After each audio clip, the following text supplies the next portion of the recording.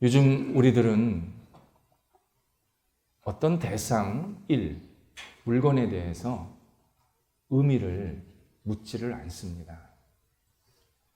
이 대상이, 이 일이 나에게 어떤 의미가 있을까? 내게 어떤 가치를 주고 내 삶을 어떻게 올바른 방향으로 갈 수 있도록 도와줄까? 생각하지 않습니다. 내가 이거를 가지고 어떻게 돈을 벌까? 내가 어떻게 하면 좀 더 여유롭게 풍족하게 살 수 있을까? 내 이 기술로 어떻게 경쟁력을 더 강화시킬까? 다음 기술을 내가 어떻게 선점할까? 이런 생각으로 우리는 꽉 차 있습니다. 돈을 벌려고 하는 사람에게 왜 돈을 버시려고 합니까? 물으면 그냥요. 돈 없는 것보단 돈 있는 게 좋잖아요. 아무렇지도 않게 대답을 합니다. 그러다 보니까 우리 시대의 어떤 대상이나 일이나 물건에 대해서 심각한 왜곡된 현상이 생기기 시작했습니다.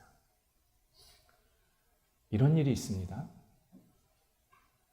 가수 그러면 예전에는 10대, 20대가 자기의 이 끓는 청춘의 피를 쏟아내려고 쫓아다녔던 대상입니다.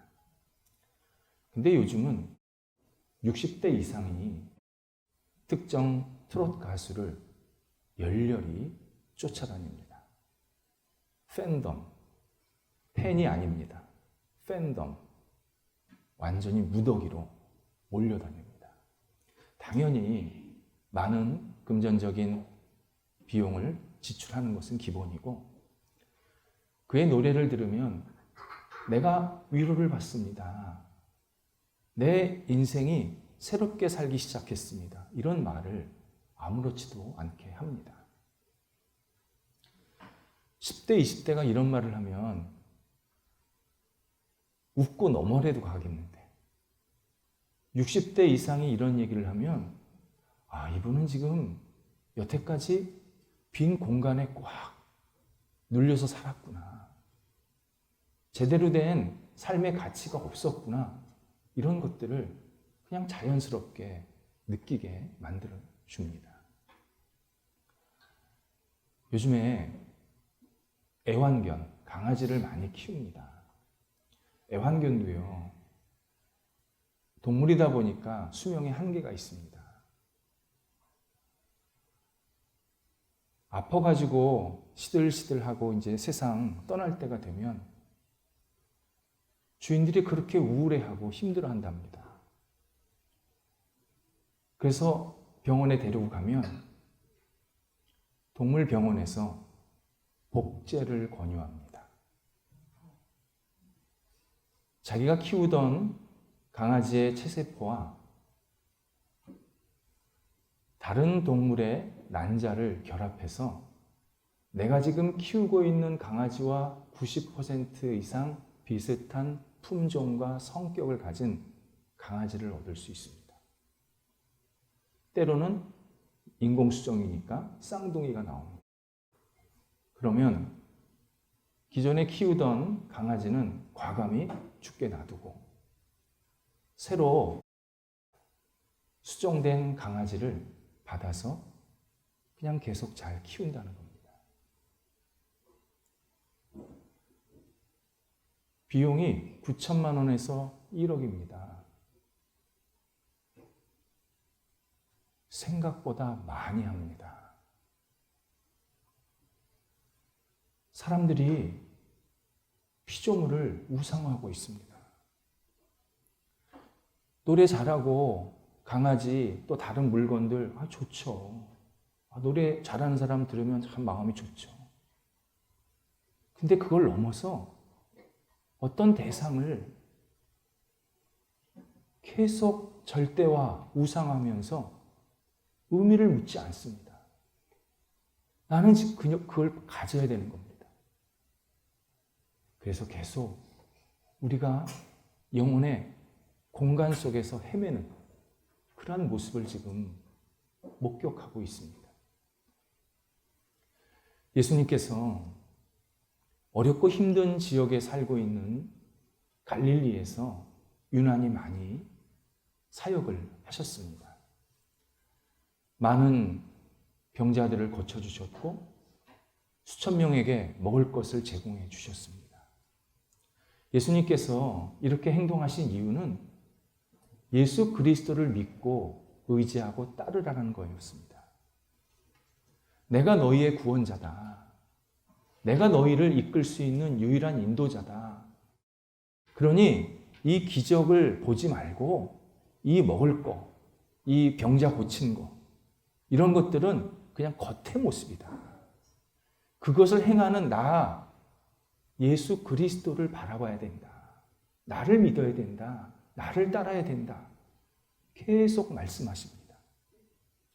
하지만 갈릴리 사람들 그리고 주변 유대인들이 예수의 말씀을 듣지 않습니다. 우리에게 먹을 거 더 주세요. 기적 좀 행하게 해주세요. 내가 어떻게 살면 더 잘 살지 삶의 요령 좀 가르쳐 주세요. 내가 어떻게 하면 지금보다 더 건강할지, 어떻게 하면 더 풍족할지, 어떻게 하면 지금보다 더 여유롭게 살지 나한테 그 생활 방식 좀 알려주세요.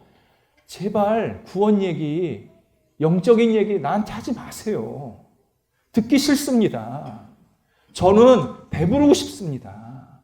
나는 떵떵거리고 살고 싶습니다. 제발 나한테 그런 얘기 하지 마세요. 유대인들이 계속 예수 그리스도의 말씀을 배척합니다. 듣지를 않습니다. 예수님의 마음이 너무 아프신 겁니다. 그래서 예수님을 한 사람, 두 사람씩 떠납니다. 자기들이 원했던 대답이 아니라는 겁니다. 예수가 자기들한테 왔을 때 뭔가 좀 좋은 걸 줄 줄 알았는데, 좀 여유롭게 살 줄 알게 그렇게 생각을 했는데 계속 나를 먹어야 된다, 나를 믿어야 된다, 나를 따라야 된다 그런 얘기를 하니까 도무지 유대인들이 그분의 말씀을 받아들일 수가 없었습니다.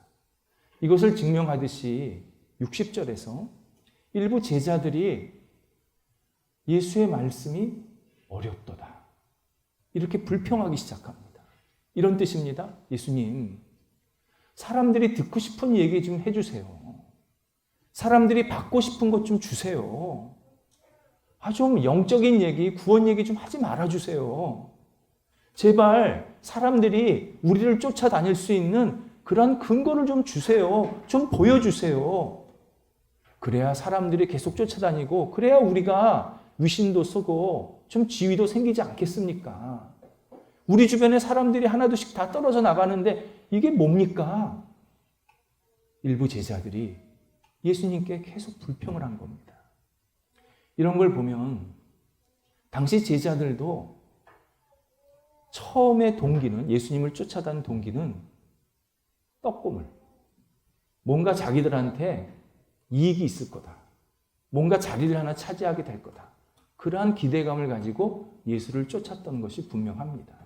그러다가 나중에 예수님이 십자가에 죽으시고 부활하신 이후에 그분을 믿었을 때, 그분을 다시 만났을 때, 그때 진정한 신앙생활을 하기 시작합니다. 본문에 나오는 말씀이 어렵도다 할 때 이 어렵다가 굉장히 의미가 있습니다. 보통 어렵다 할 때 이해하기가 어렵다라는 뜻으로 사용할 때가 있습니다. 상대방의 말이 너무 난해하고 복잡하니까 못 알아듣는 겁니다. 지금 어린아이에게 덧셈 뺄셈을 가르쳤는데 갑자기 미적분을 얘기를 하니까 아이가 전혀 멍한 상태로 무슨 말인지 못 알아듣는 겁니다. 그러한 경우가 있습니다. 근데 또 하나 어렵다 할 때는 마음으로 못 받아들이겠다라는 뜻이 있습니다. 상대방의 말이 무슨 말인지 압니다. 상대방이 지금 뭘 얘기하려는지 분명합니다. 명확하게 나한테 얘기해 줬습니다. 같이 밥 먹자. 명확하잖아요? 뭐라고? 그러니까 뭐 하자고? 무슨 말입니까? 밥 먹기 싫다는 거 아닙니까? 마음으로 못 받아들이는 겁니다. 내 생각, 내 고집, 내 기준, 내 경험, 내 욕심이 상대방의 말을 안 받아들인 겁니다.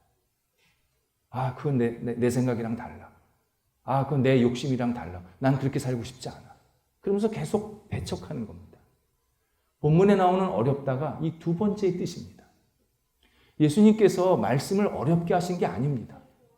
너희 나 믿어야 된다. 그래야 생명 얻고 구원받는다. 라고 말씀하신 건데, 당시 유대인들, 결국 우리들은 내 기준, 내 생각과 맞지 않기 때문에 계속 거부합니다. 아, 무슨 말이라고요? 뭐 어떡하라고요? 안 듣습니다. 받아들이지 않습니다. 우리가 예수 그리스도의 말씀을 받아들이지 못하는 오늘 본문의 근거에서 여러 가지가 있는데 몇 가지를 나누면 이런 내용을 못 받아들입니다. 예수님께서 하늘에서 내려온 생명의 떡이다. 곧 하늘에서 오신 구원자다. 라는 이 말씀을 우리는 못 받아들입니다. 어떻게 하나님이 인간으로 오십니까? 하나님이 왜 인간으로 와서 우리를 구원해요? 우리를 구원하려면 그냥 하늘에서 쑥 들어 올려주시지. 아, 왜 굳이 이 구질구질한 세상에 오셔서 고생하시면서 왜 우리를 구원해 주시겠다 그럽니까? 그나 이해가 안 돼요. 그리고 예수님이 오신다 그러면 좀 번듯하게, 화려하게 사람들이 보기에 아, 저분이 구원자구나. 그렇게 오셔야지. 아니, 무슨 목수의 아들로 배운 것도 하나도 없고 가난하게 그런 분이 갑자기 뜬금없이 내가 너희를 위해서 왔다. 아, 그걸 우리가 어떻게 받아들이라는 겁니까? 우리 그런 구원자 못 받아들입니다. 이렇게 거부를 합니다. 그래서 요한복음 이외에 다른 세 개의 복음서에서는요, 예수님께서 내가 하늘에서 내려온 구원자라고 말씀하셨을 때 유대 지도자들이 신성 모독죄로 고발했습니다. 저희가 하나님의 이름을 사칭하고 있다. 하나님이 우리한테 구원 주시는 분인데 저희가 지금 우리한테 구원 주겠다고 우리를 속이고 있다. 저 나쁜 사람이다. 그러면서 신성 모독죄로 고발을 했고 그 죄목이 나중에 예수님께서 십자가에 죽으시는데 결정적인 죄목이 되기도 합니다. 두 번째는 예수님께서 우리에게 내가 너희를 위해서 내 살을 주니까 너희는 내 살을 먹어야 된다. 그렇게 말씀하십니다. 여기서 이 살은 예수 그리스도의 생명이고 이 사건은 십자가 사건을 미리 얘기해 주신 겁니다. 내가 너희를 위해서 십자가에 죽어야 하고 너희는 십자가에 죽는 나를 믿어야 너희가 구원을 받을 수 있다. 말씀하십니다. 하지만 많은 사람들이 이 진실을 받아들이지 않습니다. 왜 우리를 구원하시기 위해 십자가에 죽으셔야 합니까? 왜 예수가 십자가에 죽습니까? 십자가는 흉악범들의 처형 틀입니다. 예수가 죽었다는 것은, 십자가에 죽었다는 것은 분명히 문제가 있다는 겁니다. 왜 나를 위해서, 우리를 위해서 죽는다고 말합니까? 모든 죄는 자기가 책임져야 되는 겁니다. 십자가에 죽으셨다 그러면 그건 예수님의 문제가 있는 겁니다. 예수님이 당시 법에 뭔가 문제가 생겼고 당시 지도자들과 갈등이 생긴 게 분명한 겁니다. 근데 왜 내 죄를 위해서 죽었다고 얘기하십니까? 내가 그렇게 뭘 잘못했습니까? 십자가에 죽으신 예수 그리스도를 계속 거부합니다. 또 하나가 오늘 65절에서도 말씀하시지만 하나님께서 우리를 예수님께로 인도해야, 보내셔야 우리가 예수를 믿을 수 있다. 이렇게 말씀을 하십니다. 하나님께서 우리를 선택하셔서 예수를 믿게 하셔야 우리는 구원을 얻을 수 있다. 이런 뜻입니다. 그런데 오늘 이 말씀에 많은 사람들이 화를 냅니다. 하나님이 나를 선택해서 내가 구원받는다고요? 무슨 말입니까? 예수를 믿어도 내가 믿는 거죠. 내가 선택하는 거죠. 내가 결정하는 거고 내 의지죠. 내가 믿겠다고 생각하는 거죠. 어떻게 하나님이 나를 선택해서 나를 예수를 믿게 합니까? 내가 꼭두각시입니까? 내가 로봇입니까? 그러면 내가 내 마음대로 막 살다가 하나님이 나 선택했다 그러면 나중에 자동적으로 구원받는 거 아닙니까? 뭐하러 내가 여기 앉아 있습니까? 내가 뭐하러 예수 믿겠다고 열심히 기도도 하고 그럽니까? 그냥 난 내 마음대로 살겠습니다. 이렇게 강하게 말하는 사람들이 있습니다. 여기에 성경을 우리 현대인들이 약간 어설프게 읽고 있습니다. 자기 생각대로 읽는 거죠. 그러다 보니까 반감이 더 많아졌습니다. 저는 세상에서 대접받고 싶습니다. 나는 기회만 되면 남들이 나 섬기는 거 좋아합니다. 근데 왜 예수는 섬기는 자가 으뜸이라고 말씀하십니까? 섬기는 거 창피한 겁니다. 섬기는 거 힘없는 사람이 하는 겁니다. 섬기는 거 되게 부끄러운 일입니다. 아니 왜 섬깁니까? 섬김을 받아야죠. 저는 싫습니다. 나는 세상에서 부유하게 살고 싶습니다. 사람들이 우러러보는 그런 인생 살고 싶습니다. 근데 왜 나를 십자가를 지며 나를 따르라고 말씀하십니까? 왜 내가 십자가를 져야 합니까? 나 십자가 싫습니다. 왜 내가 십자가를 지면서 고생을 해야 됩니까?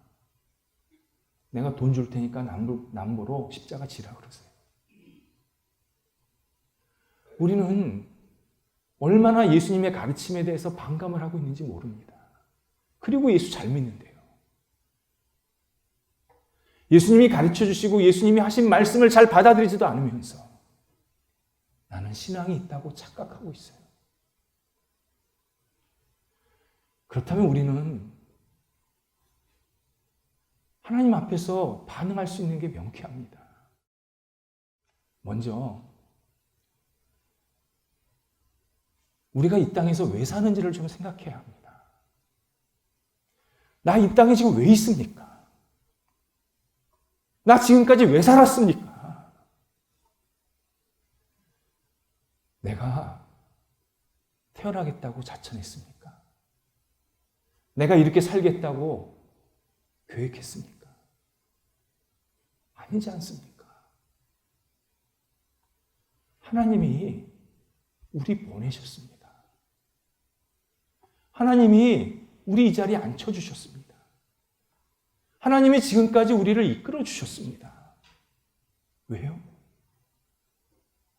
내 자녀로 구원받으라고. 내 자녀가 되라고. 내가 너를 세상에 보내는 것은 내 자녀로 네가 마음껏 기쁨과 자유를 갖고 살라고. 구원받은 백성으로 살라고 우리를 지금 이 자리에 앉혀주셨고 지금 살게 하시는 겁니다. 그리고 그 구원은 내가 못 만듭니다. 내가 성취할 수가 없습니다. 내가 아무리 뭘 잘해도 천국에 갈 수가 없습니다. 하나님이 나를 구원해 주셔야 합니다. 이 말은 하나님의 방법대로 우리가 하나님을 믿어야 구원받는다라는 뜻입니다. 하나님이 우리한테 길을 보여주셨는데 그 길로 들어와야 우리가 구원을 받는다라는 뜻입니다. 그 구원의 길이 예수님께서 이 땅에 오셔서 내가 너희를 사랑한다, 내가 너희를 위해서 구원하는 구원자다 알려주셨기 때문에 우리는 그 예수님을 알고 믿고 하나님을 믿게 된 겁니다. 예수님이 이 땅에 오시지 않으셨으면요, 우리 하나님 아직도 제대로 모릅니다. 예수 그리스도가 누군지도 모릅니다. 진짜 유대인들만 몇 사람들만 알고 끝나는 겁니다. 근데 예수님이 이 땅에 2000년 전에 오셔서 여러 가지 말씀과 행동을 해주셨고 그게 너를 위한 말씀이다. 우리에게 계속 말씀하시기 때문에 우리는 그래서 예수를 믿고 의지할 수 있게 되었습니다. 예수님이 십자가에 못 박혀 죽으셔야 내가 죄 용서 받는 겁니다. 왜 그분이 죽었는데 내가 용서받습니까? 그건 아무 의미 없는 답입니다. 예수님이 죽으셔야 내가 용서를 받는다고 예수님이 그렇게 말씀하시고 방법을 만드신 겁니다. 당신이 죽어야 만큼 우리가 그렇게 죄가 깊다는 겁니다. 그걸 인정하라는 겁니다. 하나님께서 우리를 선하게 이끄시지 않으면, 우리에게 은혜를 베푸시지 않으면 우리는 절대 예수 믿을 수 없습니다. 내가 아무리 노력해도 예수 가까이 갈 수가 없습니다. 하나님이 나를 넓은 마음으로 끌어주시고 인도해 주시고 선하게 함께해 주셨기 때문에 내가 지금 예수를 알고 믿게 된 겁니다. 바로 이러한 모든 것들이 하나님이 우리한테 주신 구원의 길이고 방법입니다. 그렇다면 우리는 둘 중 하나가 반응할 수밖에 없습니다. 하나는 내가 가지고 있는 내 고집, 신념, 내 경험, 내 지식을 이게 아니구나. 내가 내 마음대로 예수 믿으면 안 되는구나. 하나님이 알려주신 방법대로 믿어야겠구나 라고 내 잘못된 신념을 수정하도록 드리는, 하나님께 드리는 반응이 하나 있고, 또 하나는 나는 잘못된 신념으로 계속 살겠습니다. 그리고 내가 그냥 알아서 책임질게요. 그러면서 스스로 멸망의 길로 가는 그러한 결과가 우리 앞에는 놓여 있습니다. 이러한 사실을 너무나도 잘 알려주는 명작이 있습니다. 빅토르 위고의 레미제라블입니다. 레미제라블이요, 성경만큼 두껍습니다. 이걸 한 번에 다 읽으시는 분은 대단하신 분입니다. 대부분 몇 번 나눠서 읽을 수밖에 없습니다. 그가 왜 이렇게 길게 썼냐?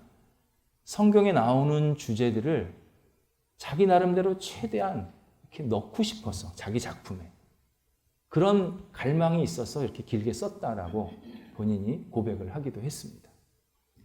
이 작품의 주제 중 하나가 잘못된 신념을 수정할 것인가, 잘못된 신념을 고수할 것인가, 그리고 그 결과는 어떤 것인가가 아주 명확하게 우리에게 알려줍니다. 장발장은 배고파서 물건 훔쳤습니다. 그리고 여러 가지 사정이, 어떤 경우가 생겨서 생각보다 오랫동안 감옥살이를 했습니다. 감옥살이를 하면서 처음에는 불평을 했지만 시간이 좀 지나면서 나는 왜 이렇게 살까? 나는 왜 이렇게 부끄럽게 살 수밖에 없을까? 스스로 돌아보게 되고 하나님 앞에서 회개를 합니다. 그리고 하나님, 제가 다시 살 수 있게 도와주세요. 기도를 하게 되고 결국 하나님께서 그가 다시 감옥 생활에 나올 수 있게 해주십니다. 그리고 그는 나와서 누구보다도 성실하게 최선을 다해서 살게 되고 사람들에게 인정받았고, 그리고 또 하나님이 길을 열어주시는데 지도자가 될 수 있는 길을 열어주십니다. 사람들에게 존경받는 지도자로 조금씩 조금씩 자리매김하게 됩니다. 정말 내가 잘못된 가치, 잘못된 생각을 하나님 앞에 드렸더니 하나님께서 그의 영혼을 만지셔서 새롭게 바꾸시는 정말 멋진 장면을 우리들한테 잘 보여주고 있습니다. 그런데 그를 감옥에 처음부터 집어넣고 마음에 들지 않았던 형사 자베르. 이 자베르는 장발장이 가짜입니다. 위선자입니다. 거짓말쟁이입니다. 빨리 저 가면 벗겨야 됩니다. 그래서 저 사람 계속 감옥에 있어야 됩니다. 저 사람 사회 나와 있으면 안 됩니다. 계속 평생 쫓아다닙니다. 근데 쫓아다니면 다닐수록 장발장이 괜찮은 사람인 게 계속 보이는 겁니다. 사람들이 존경할 만하겠다. 그게 자기도 압니다. 그런데 인정 안 합니다. 끝까지 잘못된 신념을 고수합니다. 그리고 나중에 더 이상 피할 길이 없으니까 스스로 목숨을 끊습니다. 그래서 모든 걸 다 부인하는 것으로 마무리를 짓습니다.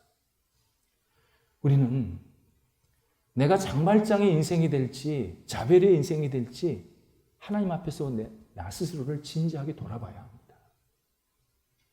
내가 내 잘못된 신념을 주 앞에 드리고 나를 새롭게 만드시는데 기쁨으로 동참하든지, 아니면 잘못된 신념을 계속 갖고 고수하면서 결국 망하는 길로, 잘못된 길로 빠져들어갈지, 우리가 진지하게 우리 스스로를 돌아보면서 하나님 앞에 기도하는 시간을 가져야 합니다. 그래서 예수님께서 63절에서 영은 살리는 것이고 육은 무익하다 말씀하십니다. 여기서 영이 성령입니다. 너희 성령께 의지해라. 너희 나를 믿고 따르려면 성령을 의지해라. 그러면 너희를 살려주신다. 너희의 육, 너희의 지식, 너희의 경험, 너희의 가치, 너희의 가지고 있는 어떤 욕정을 가지고 나를 받아들이려고 그러면 무익하다. 내 말씀이 들리지가 않는다. 못 받아들인다. 나를 너희가 계속 배척할 수밖에 없다. 분명하게 우리에게 말씀하십니다. 우리는 성령께, 성령님, 제가 올바른 신앙을 갖게, 올바른 믿음을 갖게 저를 인도해 주세요. 마지막까지 하나님 안에서, 하나님 품 안에서 살아갈 수 있도록 저를 붙잡아 주시고 인도해 주세요. 간절히 기도하는 시간을 가져야 합니다. 두 가지 어려움이 있습니다. 하나는 성령을 모르겠습니다. 성령을 알아야 성령한테 뭐 기도도 하고 그러겠는데 도대체 성령이 누군지를 모르겠습니다. 하나님도 우리의 마음을 아십니다. 그래서 하나님이요, 성경에 보면 성령이 어떤 분이다 구구절절히 설명을 안 하세요. 근데 딱 하나는 하세요. 성령은 있다. 내가, 나 여호와가 있는 것처럼, 예수 그리스도가 너희에게 갔던 것처럼 예수 그리스도가 하늘로 올라가면서 보혜사 성령을 너희한테 보낸다.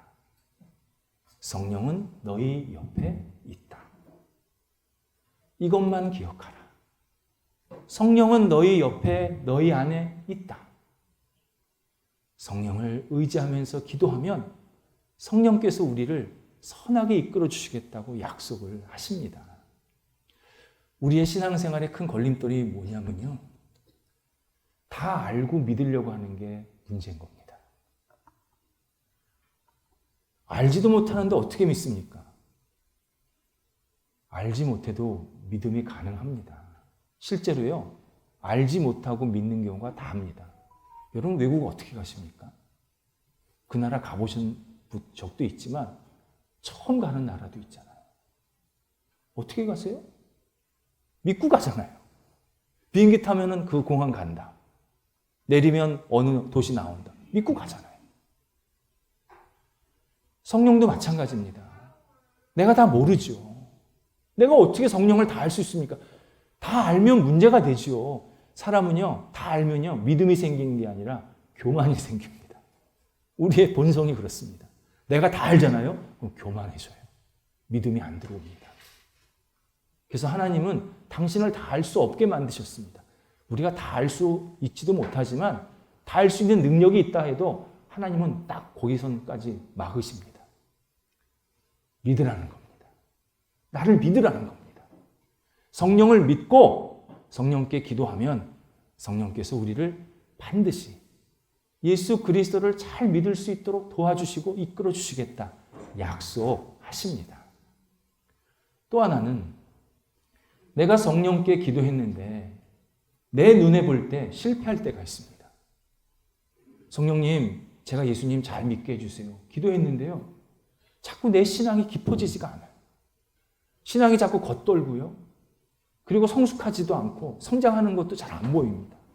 오히려 신앙생활을 자꾸 떠나고 싶은, 신앙생활을 그만하고 싶은 생각들이 더 많이 들어옵니다. 이거 당연한 겁니다. 우리의 죄성이 그렇게 단순하지 않습니다. 내가 성령께 한두 번 기도한다고 갑자기 내 신앙이 깊어지고 그리고 신앙생활이 잘 성숙해진다? 그거 우리 생각입니다. 내가 성령을 의지해도요, 어려운 점이 있습니다. 또 하나는 어두운 영이 계속 우리를 방해합니다. 그래서 예수를 잘 믿게 하는 게 아니라 자꾸 의심하게 만들고 떠나게 하려고 하는 그러한 유혹이 계속 우리한테 있습니다. 그런데 우리가 성령을 의지하고 기도하면 성령은 그 모든 것들을 넘어서 계속 우리를 이끌어 가십니다. 성령이 우리의 죄성보다, 사탄보다 더 위대하십니다. 그래서 우리를 계속 넘어가게 만드시고, 지금은 잘 안 되는 것 같고 좀 힘든 것 같고 내가 신앙생활 잘 못하는 것 같이 느낄지 모르겠지만, 성령께 계속 의지하다 보면 어느 순간 나를 계속 앞으로 이끌고 계시는구나, 내가 신앙생활이 점점 깊어지게 하시는구나, 계속 깨닫게 하시고 감사하게 만드십니다.